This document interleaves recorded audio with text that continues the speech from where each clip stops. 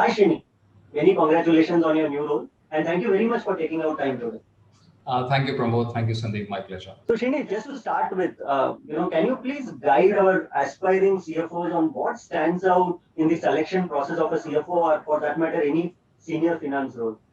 So, look, it's a very interesting question because it starts by saying what is expected out of a CFO in today's context. I think if you answer that, the selection process actually becomes a very, very simple and logical extension.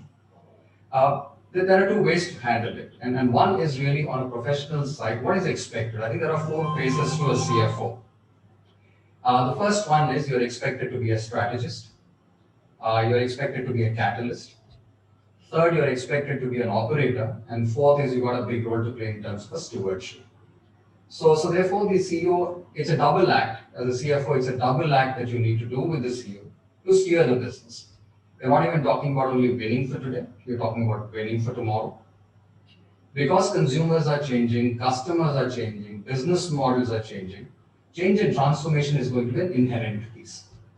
And the last element just to highlight is, look, and you can build lovely castles, but if your foundations are not based on strong controls and risk management, it's not going to be a sustainable business model.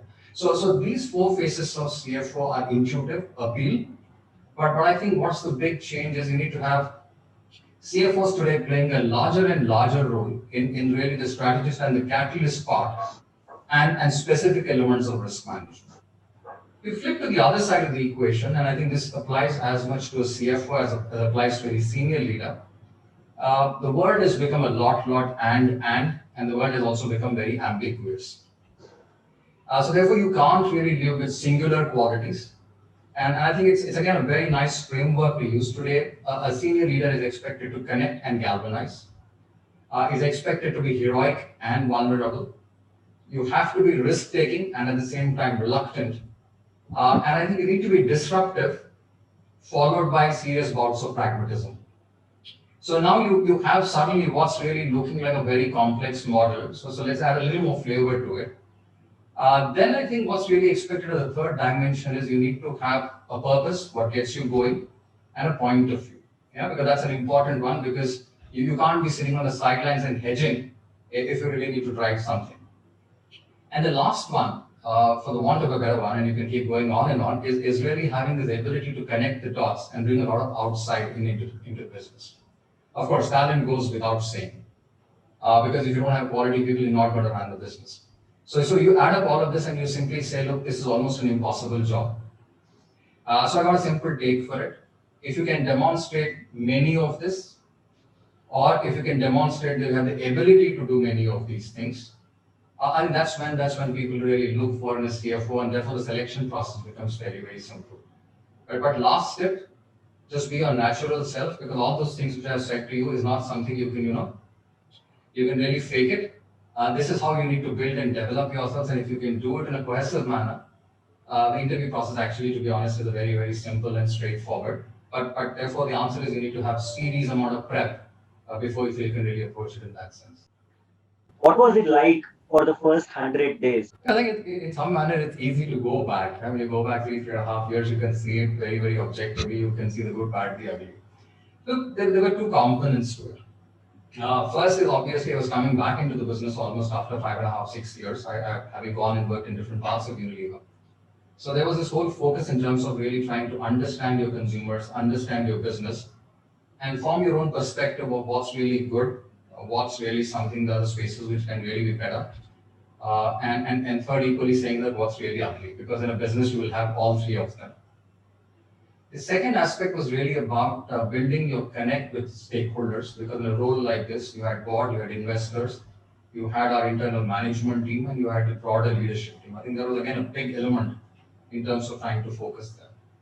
The third one is that look, you can be as good as you want to be, but if you really want to lead the finance function of the size of a HUL, you need to also start to win the hearts and minds of your team. And therefore, I think synthesizing all of this to really pull together what would be your agenda, I think these are the elements which I think we all did, and I particularly did.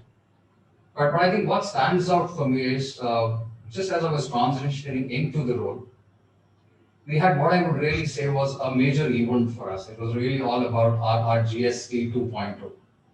In about 3 days' time, we had to really reduce prices across the width of our portfolio, uh, which, to be honest, was not something you could do just given the logistical challenges. Ours is a business which is about thousands of SKUs catering to thousands of consumers, or actually millions of consumers. You can't really take down prices and correct damages, all of that in a 3 day space. So this was a classic crisis, if you could call it, if you don't manage it well. But if you manage it well, I think it's a super opportunity.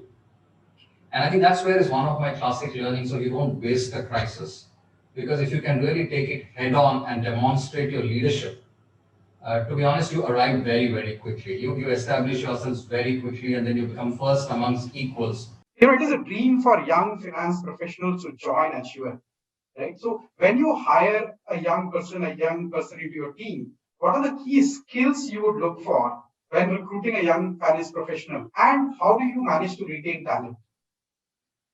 So Sandeep, I think it's actually managing a life cycle of career. It's like a product life cycle or a consumer life cycle. It's also a talent life cycle, because the whole life cycle starts by saying that you attract the best possible talent, then you build and develop them, and then you really retain it. Because this is a combination. It's not that while you can call it as three different topics, but you need to manage it end to end.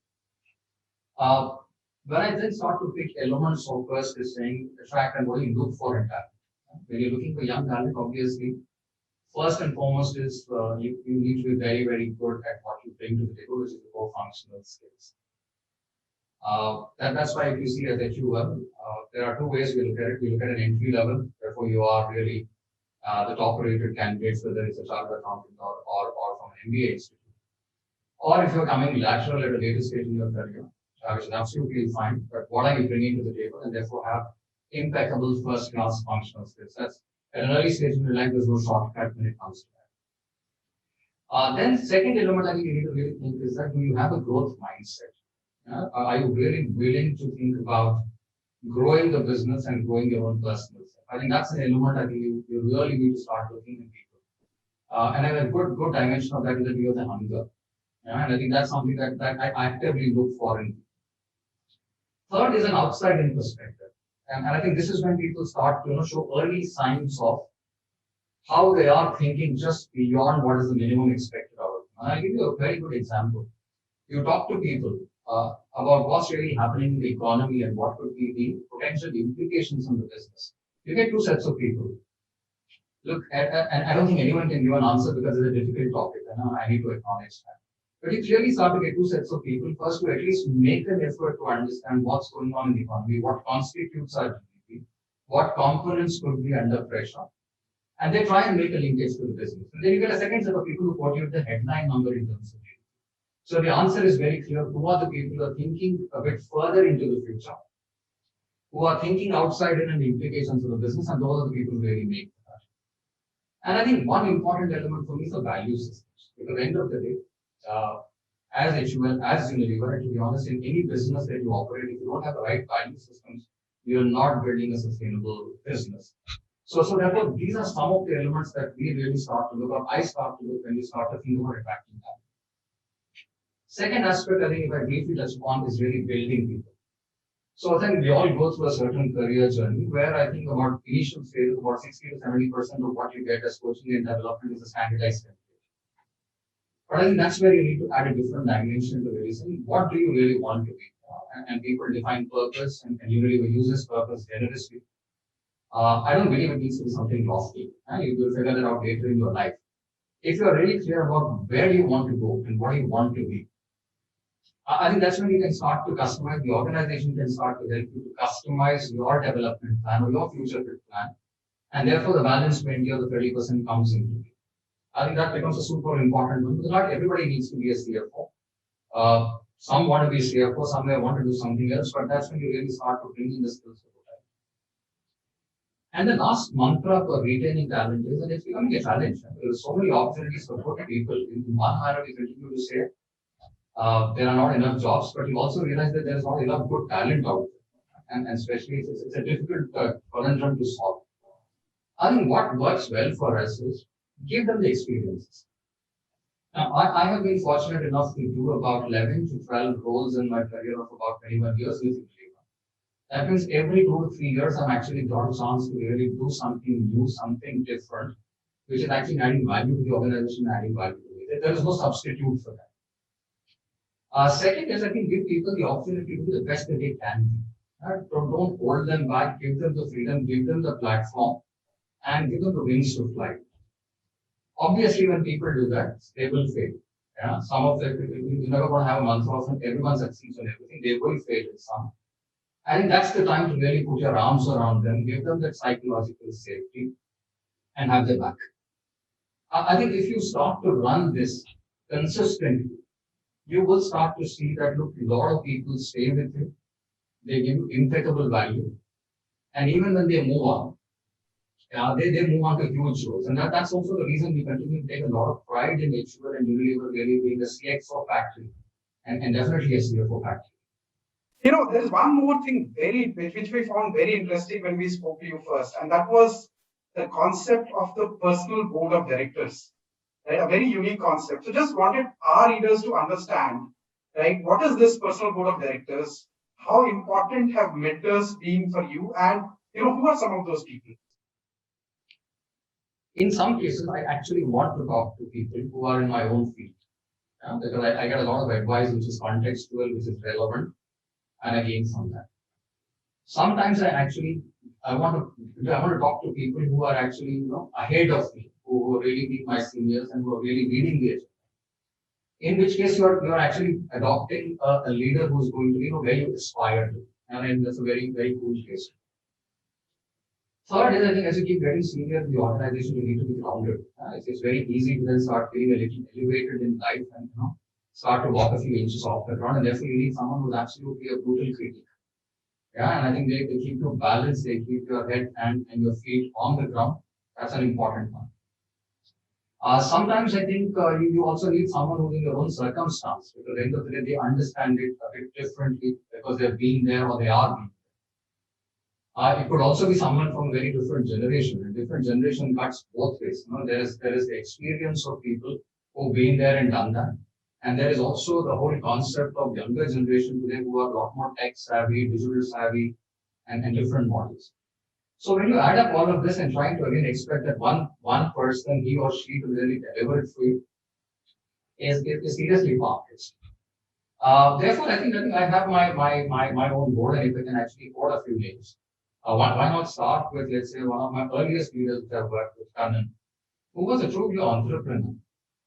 Yeah. So every time I genuinely want to shake off and talk to someone who what is really big, hairy, audacious, and crazy, with no way of thinking about it, I think Kannan is a good person to keep talking to. Then if I really look at someone like Balaji, who's my predecessor and a fabulous CFO and a super leader, I think whenever you want to bounce off something out of box, he's again a very, very lateral thinker. He approaches the issues from multiple things. I think when you think and you engage with him, you think about 3 angles, at least gets you to think about 2 others. What you need is that stimulus. Obviously, you need to make it your own. So it's a very different perspective. My wife keeps me balanced, and therefore she's a very, very key component of my personal board. Whether it's in terms of leadership, whether in terms of how I deal with crisis, whether in terms of resilience, or every time I think I'm getting carried away, I think she brings me down to the ground. And it's also interesting, every time I have some kind of a media interaction, we both sit down and actually look at those videos to say what works and what doesn't work. And I think that's also super important. And then I have some of my core set of friends who unabashedly are supporters. They just don't seem to think what I can do anything wrong, and which is not a bad thing, because what you need is serious bouts of optimism and serious bouts of energy. That's super important. Then I've also realized there are many external people who've been senior board members or who've been in consulting. A couple of examples. Kalpana Morpadia, our independent director, again a very fabulous leader. And I think she gives you very different perspectives in terms of leadership, business, diversity, inclusion. I love chats with her. Of late, I've actually found very interesting conversations with one of the partners who used to be in for Sudarshan Sampath Kumar. Again, it gives you very different perspectives, and I've really enjoyed having some of my career conversations in terms of what should I do and what I shouldn't. So there are a whole host of them. And I think the way I have now done is that my personal board has become very expanded. There are the earlier CFOs, so Mr. Sundaram, there is Sridhar, there are external people. And I think what I keep doing is that I think periodically I keep circulating that board, which therefore I think makes it meaningful for me and doesn't make it onerous for me. That is absolutely fantastic, Srini. It is great to hear from you. As always, really useful advice for our readers. Yeah, thank you. Thank you so much. Not only for today, Srini, but many more hours that you spent over last few years to share with our readers your journey. Thank you so much.